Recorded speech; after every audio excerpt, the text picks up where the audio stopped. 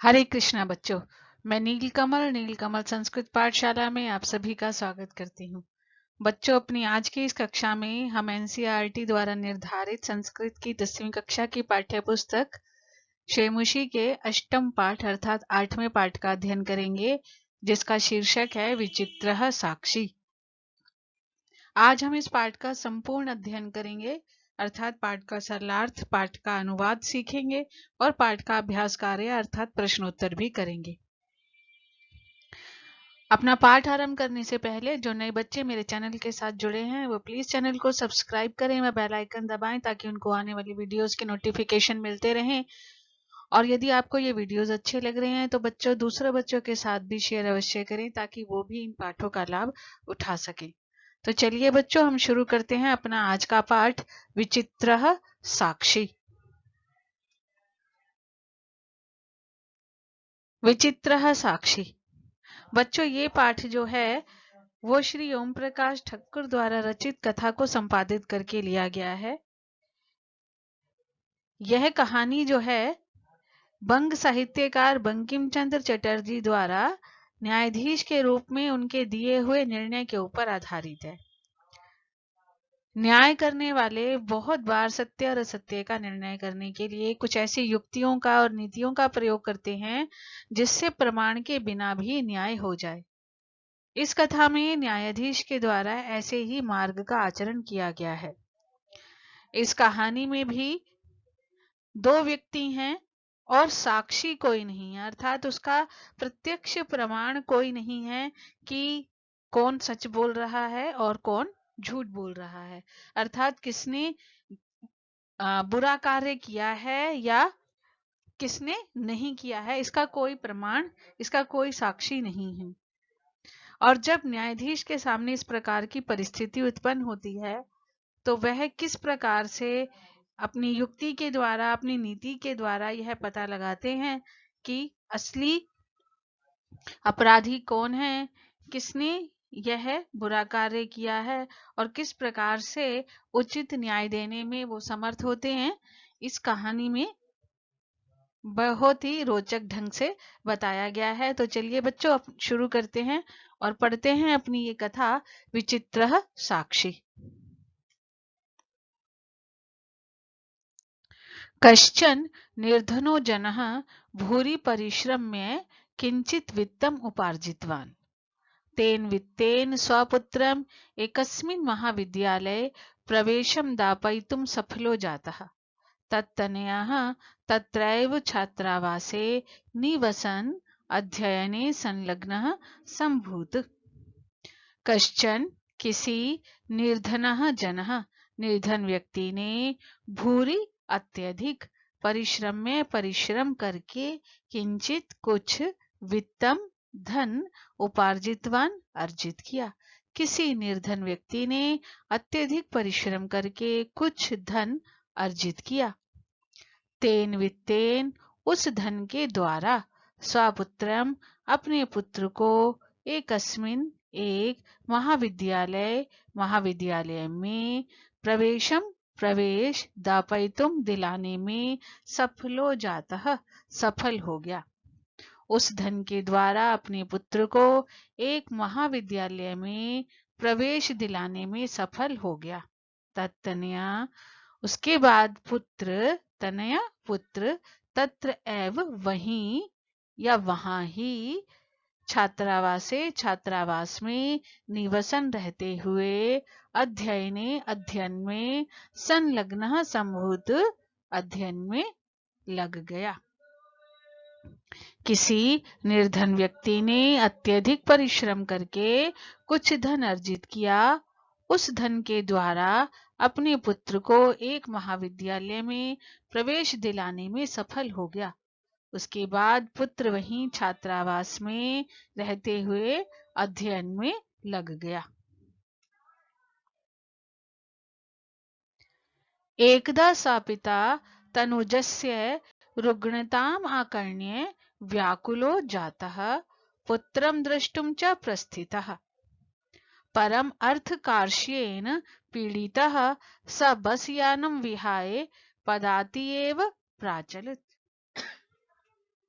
एकदा एक बार सपिता वह पिता तनुजस्य पुत्र की रुग्णताम अस्वस्थता के बारे में आकर्ण्य सुनकर व्याकुल जाता हो गया। पुत्रम द्रष्टुम च और पुत्र को द्रष्टुम देखने के लिए प्रस्थितः चल पड़ा। एक बार वह पिता पुत्र की अस्वस्थता के बारे में सुनकर व्याकुल हो गया और पुत्र को देखने के लिए चल पड़ा। परम अर्थकार्षेण परंतु अर्थकार्षेण धन की कमी के कारण या धन के अभाव के कारण परम अर्थकार्षेण परंतु धन की कमी से पीड़ित स वह बस यान को या बस को विहाय छोड़कर पदाति ही एव पैदल ही प्राचलित चल दिया। एक बार वह पिता पुत्र की अस्वस्थता के बारे में सुनकर व्याकुल हो गया और पुत्र को देखने के लिए चल पड़ा, परंतु धन की कमी से पीड़ित वह बस को छोड़कर पैदल ही चल दिया।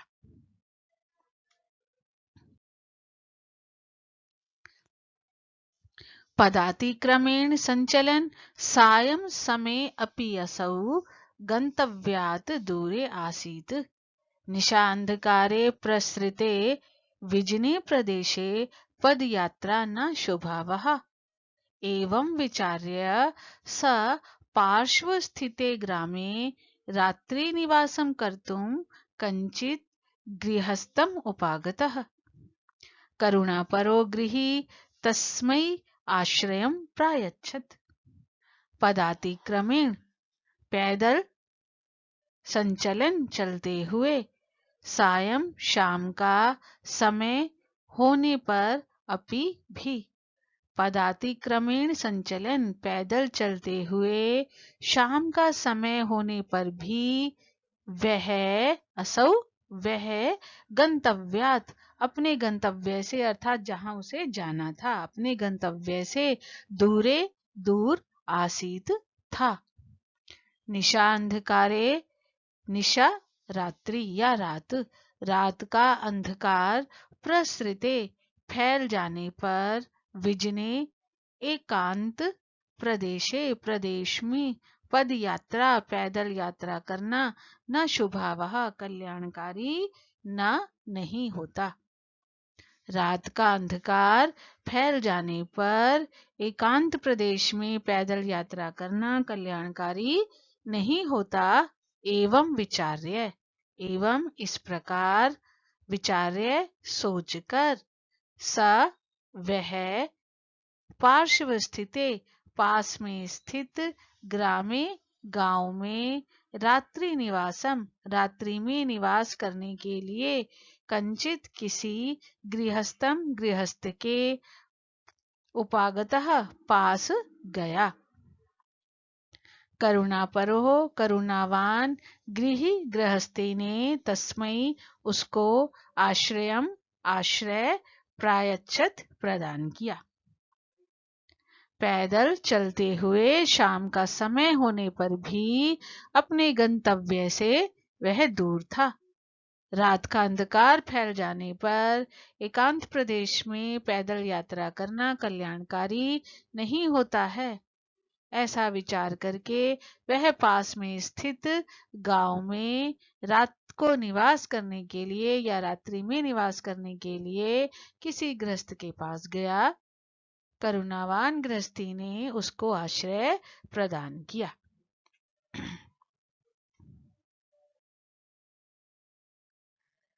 विचित्रा दैवगति तस्याम एव रात्रौ तस्मिन् गृहे कश्चन चोरः गृह आभ्यन्तरं प्रविष्टः। तत्र निहिताम् एकां मञ्जूषाम् आदाय पलायितः। चौरस्य पादध्वनिना प्रबुद्धः अतिथि चौरशङ्कयः तमनुधावत्। अगृह्णात् च परम विचित्रमघटत्। विचित्रा दैवगति भाग्य की गति अद्भुत होती है। तस्याम एव उसी रात में, तस्मिन उस गृहे घर में, तस्यामेव रात्रौ उसी रात में, तस्मिन गृहे उसके घर में, किसके घर में? जिसके घर में वो ठहरा हुआ था, गृहस्थ के घर में, उसके घर में कश्चन किसी चोरः चोर ने गृह अभ्यंतरम घर के अंदर प्रविष्टः प्रवेश किया, तत्र वहां निहिताम रखे हुए एकाम एक मंजूषाम संदूक को आदाय लेकर पलायितः भागने लगा, वहां रखे हुए एक संदूक को लेकर भागने लगा। चौरस्य चोर के पाद ध्वनिना पैरों की आवाज, चोर के पैरों की आवाज से प्रबुद्ध जागा हुआ अतिथि चोर शंकया चोर की आशंका से तम अनुधावत उसके पीछे भागा या उसके पीछे गया, अगृणात चा और उसे पकड़ लिया, परंतु विचित्रम अघटत विचित्र घटना घटी। भाग्य की गति अद्भुत है। उसी रात में उसके घर में किसी चोर ने घर के अंदर प्रवेश किया, वहां रखे हुए एक संदूक को लेकर भागने लगा। चोर के पैरों की आवाज से जागा हुआ अतिथि चोर की आशंका से उसके पीछे भागा और पकड़ लिया, परंतु विचित्र घटना घटी। चोरः एव उच्चैः क्रोशितुम् आरभत, चोरोऽयम् इति तस्य तारस्वरेण प्रबुद्धः ग्रामवासिनः स्वगृहात् निष्क्रम्य तत्र आगच्छन् वराकम् अतिथिम् एव च चोरं मत्वा अभर्त्सयन्। यद्यपि ग्रामस्य आरक्षी एव चोर आसीत्, तत्क्षणमेव रक्षापुरुषः तम् अतिथिं चोरः अयम् इति प्रखाप्य कारागृहे प्राक्षिपत्। चोरः एव चोर ने ही उच्च जोर से क्रोशितुम चिल्लाना आरंभ कर दिया, चोर ने ही जोर से चिल्लाना आरंभ कर दिया। चोरः अयम यह चोर है, तस्य तार स्वरेण उसकी ऊंचे स्वर से या उसकी ऊंची आवाज से प्रबुद्ध जागे हुए ग्रामवासिनः ग्रामवासी स्वगृहात अपने घर से या अपने घरों से निष्क्रम्य निकलकर तत्र आगच्छन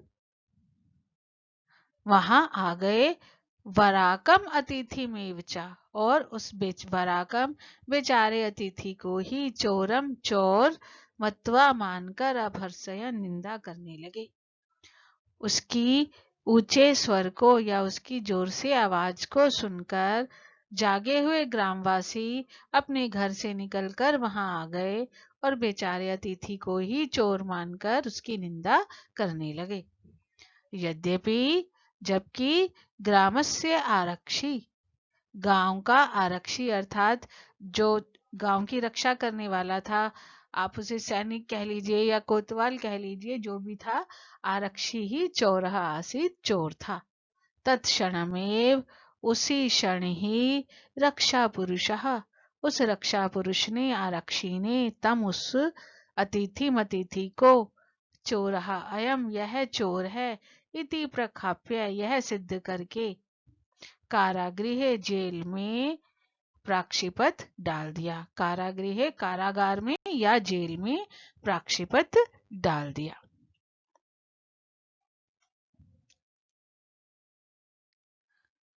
अग्रिमे दिने सा आरक्षी चौर्य अभियोगे तम न्यायालयं नीतवान्। न्यायाधीशः बंकिमचन्द्रः उभाभ्यां पृथक् पृथक् विवरणं श्रुतवान्। सर्वं वृत्तम् अवगत्य स तं निर्दोषम् अमन्यत्, आरक्षिणं च दोषभाजनम्। अग्रिमे दिने अगले दिन स आरक्षी वह आरक्षी चौर्य अभियोगे चोरी के आरोप में तम उसको न्यायालय नीतवान ले गया। अगले दिन वह आरक्षी चोरी के आरोप में उसको न्यायालय ले गया। न्यायाधीश बंकिम चंद्र ने उभाभ्याम दोनों का विवरण पृथक पृथक अलग अलग श्रुतवान सुना। न्यायाधीश ने दोनों की बात जो थी वो अलग अलग सुनी। सर्वम वृत्तम अवगत्य, सर्वम सारा वृत्तम वृत्तांत अवगत्य जानकर सा उन्होंने तम उसको अर्थात किसको, निर्धन व्यक्ति को निर्दोषम अमन्यत निर्दोष माना और आरक्षणम आरक्षी को दोष भाजनम दोषी। सारा वृत्तांत जानकर उन्होंने उसको निर्दोष माना और आरक्षी को दोषी।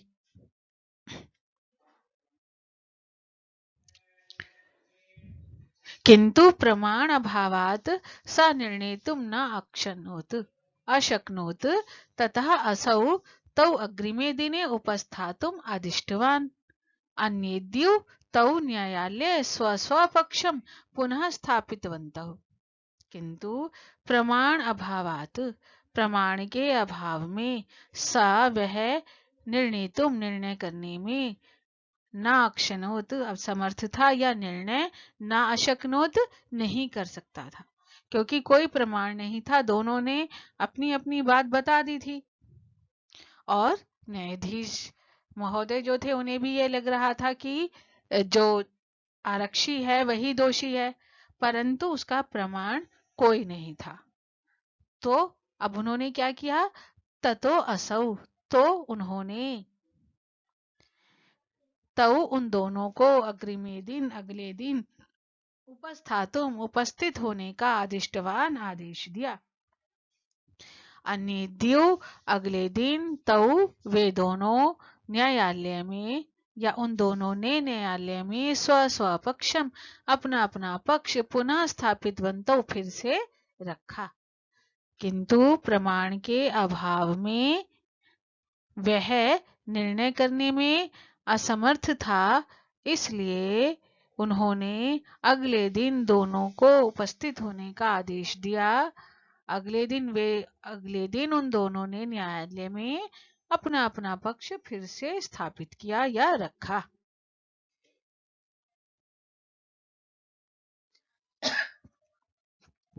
तदैव कश्चित् तत्रत्यः कर्मचारी समागत्य न्यवेदयत् यत् इतः क्रोशद्वयान्तराले कश्चित् जनः केनपि हतः तस्य मृतशरीरं राजमार्गं निकषा वर्तते आदिश्यतां किं करणीयमिति।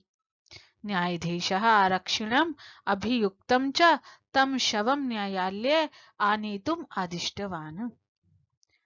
अब जब अगले दिन उन दोनों को न्यायाधीश महोदय ने बुलाया था, तो जिस समय वो दोनों अपना अपना पक्ष बता रहे थे, तदैव तभी कश्चित कोई तत्रत्या वहां का कर्मचारी समागत्य आकर निवेदन करने लगा, या तभी वहां के कर्मचारी ने आकर निवेदन किया यत् की इतः यहाँ से क्रोश द्वया अंतराले 2 कोस के अंतराल में अर्थात 2 कोस के मध्य में कश्चित जनः कोई व्यक्ति केनपि किसी के द्वारा हतः मारा गया है। तस्य मृत शरीरम उसका मृत शरीर राजमार्गम निकषा राजमार्ग के निकषा पास वर्तते है। उसका मृत शरीर राजमार्ग के निकट है या पास है। आदिश्यताम आदेश दीजिए किम करणीयमिति क्या किया जाए।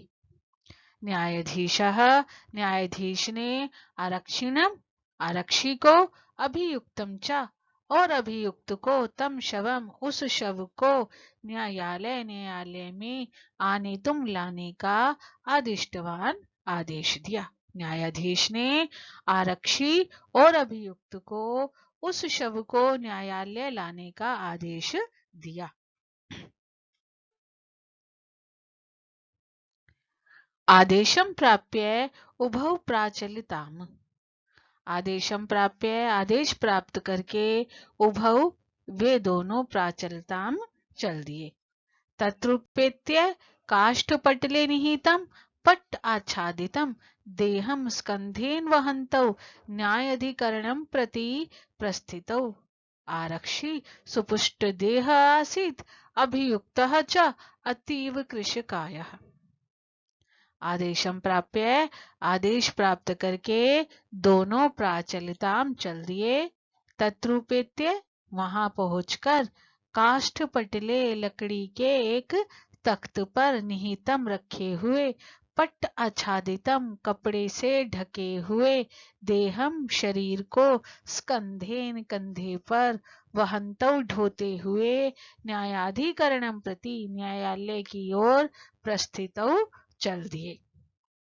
अब वो जो दोनों थे दोनों वहां पहुंचे और उन्होंने वहां पर जाकर क्या देखा कि एक लकड़ी के तख्त पर कपड़े से ढका हुआ जो है वो मृत शरीर है। अब उन दोनों ने अपने कंधों पर उसे उठाया और न्यायालय की ओर चल दिए।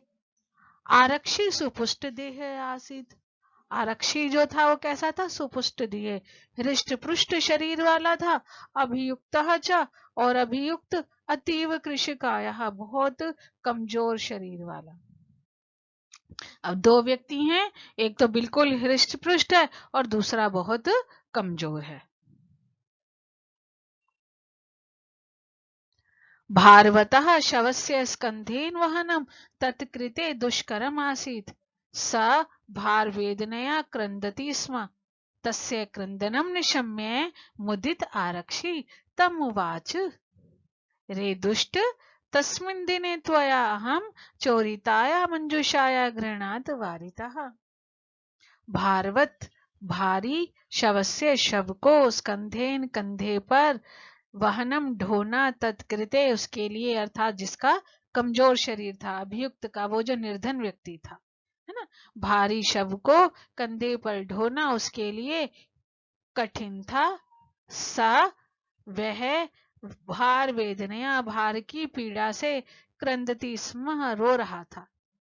तस्य क्रंदनम उसका रोना निशम्य सुनकर मुदित प्रसन्न हुआ आरक्षी तमुवाच उसको कहने लगा, या आरक्षी ने उसको कहा, रे दुष्ट, अरे दुष्ट, तस्मिन दिने उस दिन त्वया तुमने अहम मुझे चोरिताया मंजूषाया चोरी की पेटी को या चोरी के संदूक को ग्रहणात लेने से वारिता रोका था।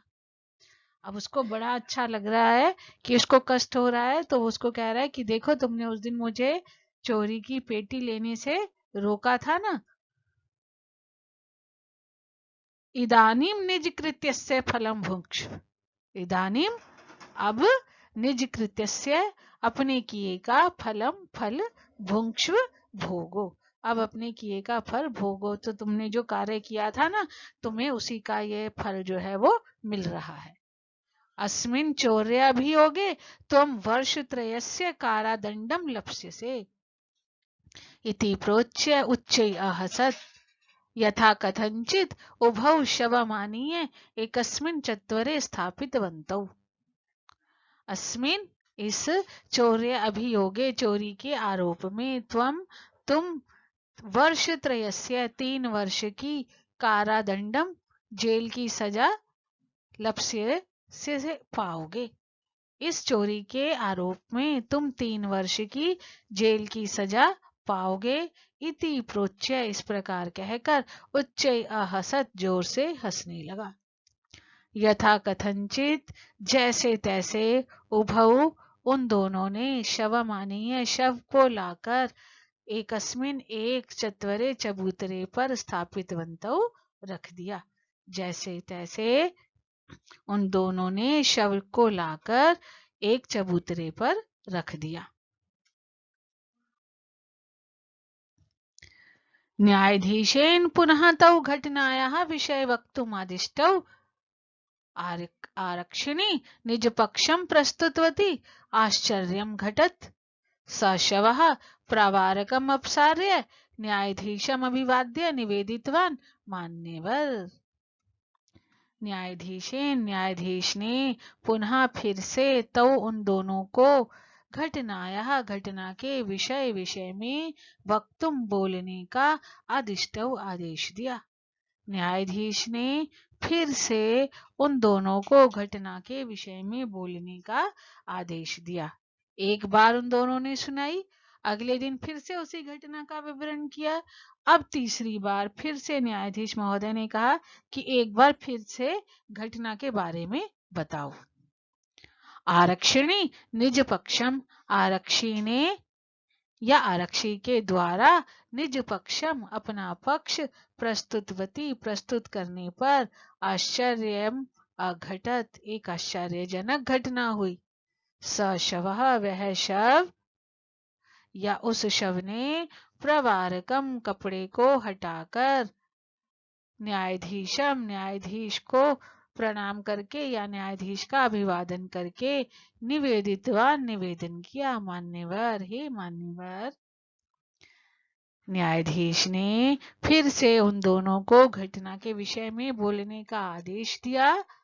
आरक्षी के द्वारा अपना पक्ष प्रस्तुत करने पर एक आश्चर्यजनक घटना हुई। वह शव कपड़ा अपसारे हटाकर न्यायाधीश को प्रणाम करके निवेदन करने लगा या उसने निवेदन किया, हे मान्यवर। एतेन आरक्षिणा अध्वनि यत् उक्तं तद् वर्णयामि। त्वया अहं चोरितायाः मंजूषाया ग्रहणात् वारितः, अतः निजकृत्यस्य फलं भुक्ष्व अस्मिन् चौर्याभियोगे त्वं वर्षत्रयस्य कारादण्डं लप्स्यसे इति। एतेन इस आरक्षिणा आरक्षी ने अध्वनि मार्ग में यत् उक्तम जो कुछ कहा तद वर्णयामि उसका वर्णन करता हूँ। इस आरक्षी ने मार्ग में जो कुछ कहा उसका वर्णन करता हूँ और वो वही बात जो है न्यायाधीश को बताता है कि तुमने मुझे चोरी का या चोरी की पेटी ग्रहण करने से लेने से रोका था, अब अपने किए का फल भोगो। इस चोरी के आरोप में तुम 3 वर्ष की जेल की सजा पाओगे। न्यायाधीशः आरक्षिणे कारादंडम आदिश्य तम जनम ससम्मानम उक्तवान।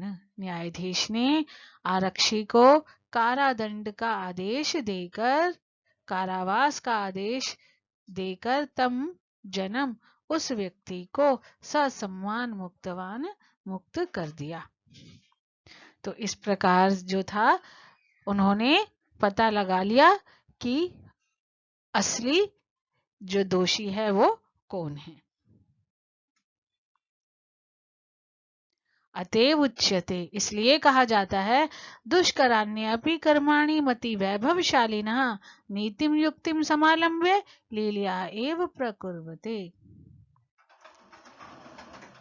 अन्वय देखेंगे पहले। मति वैभवशालिनः नीतिम युक्तिम समालम्ब्य दुष्कराणि अपि कार्याणि लीलया एव प्रकुर्वते। मति वैभवशालिनः बुद्धिमान व्यक्ति अपनी नीति व युक्ति का समालंब्य सहारा लेकर दुष्कराणि अत्यंत कठिन कार्यों को अपि भी लीलया खेल खेल में ही प्रकुर्वते कर देता है। बुद्धिमान व्यक्ति नीति व युक्ति का सहारा लेकर अत्यंत कठिन कार्यों को भी खेल खेल में ही कर देता है। तो इस प्रकार से न्यायाधीश महोदय ने अपनी बुद्धि और नीति का आश्रय लिया और जो सही निर्णय था वो करने में समर्थ हुए। अब बेटा हम करेंगे इसका अभ्यास कार्य अर्थात प्रश्नोत्तर। ये बच्चों ये शब्दार्थ हैं पाठ के, आप सभी बच्चे यहाँ देख सकते हैं। अब है अभ्यास। हमारा पहला प्रश्न है एक पदेन उत्तरम लिखत, एक शब्द में उत्तर लिखिए। कीदृशे प्रदेशे पदयात्रा न सुखावह, कैसे प्रदेश में पैदल यात्रा कल्याणकारी नहीं होती। कैसे प्रदेश में नहीं होती? विजने एकांत प्रदेश में। अतिथि केन प्रबुद्धः, अतिथि किसके द्वारा जाग गया था? पैरों की आवाज के द्वारा। तो उत्तर होगा पाद ध्वनिनः। कृशकायः का आसीत, कमजोर शरीर वाला कौन था? अभियुक्त, अभियुक्तः। हम इसके स्थान पर बेटा निर्धन जनः शब्द भी लिख सकते हैं, निर्धन जनः। न्यायाधीशः कस्मै कारागारदंडम अधिष्टवान, न्यायाधीश ने किसको जेल की सजा का आदेश दिया था?